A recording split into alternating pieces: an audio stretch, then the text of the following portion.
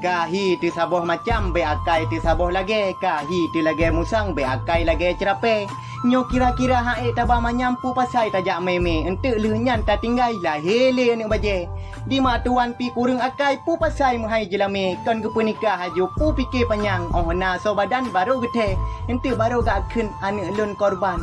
Nah bang. Orang syik horor raya membadak dengan sutanyo mantara apinya kok berat bahagia ke. Bayangkan monyo nak tahu to tak pegah abah nyansang lalam tulung ikut senang. Langsung gemat bak bahu gecum bak ule hana gede rui macam. Diuragam. Pengen rumah buka akai. Pengen rumah bu malim. Pengen bu sopan. Bunyo buji. Serangkan Roy mugrek mantang pada balak cross bak jalan. Patut lagi. Guna je kaca kepo, guna je kaca kepo, guloro. Guna kaca hai adik untuk taluh ro menyona kuto talak mengan ija. Guna tak dabah hai adik tapi sampo benar sadadro bawa ada urang prepeha. Umpama napeng mu beliau moto pasti bak toko kamu jak mita. Umpama inang wate mu puo talake bak po benar agama. Walau pih batat kaplat kamu hai ado tapi sambino tang melake berjud alih ba.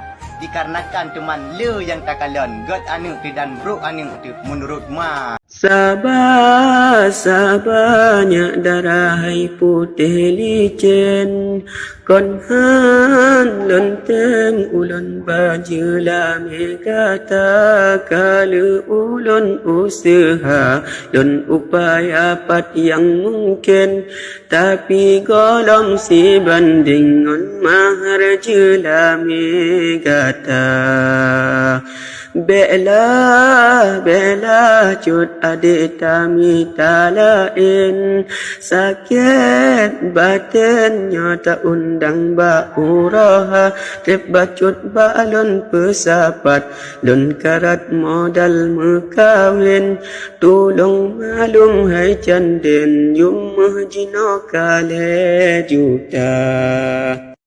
Nyo kan kata orang raya, menyo kira-kira ngon hana pernah cek tanyo musiga pi tiba-tiba cek tanyo kan kiban ngon pu habai nan nyang ka pateh lung kebek ka balah jo ka pu cek jo meramah aku jamun takalan wate yuh ubud ane mit jak bud mandum bak bale jino takalan melain bacut ane mit jak bud ladum bak kede wate yuh jamun nyo batat bacut gedhe legure iwo urumah metamah gepoh gelit ngon kaye. Ane umit jino bagaikan putro hanjut rut bule. Bacut gure dud ayah cemarut menggabe-gabe. Maka takalan ane umit jamun le jut kurung. Nyo jino jamun le ane urung marah kate. Jino le ane urung yang tena ulama pu sebab. Gara-gara nyan urung didikan urung cik.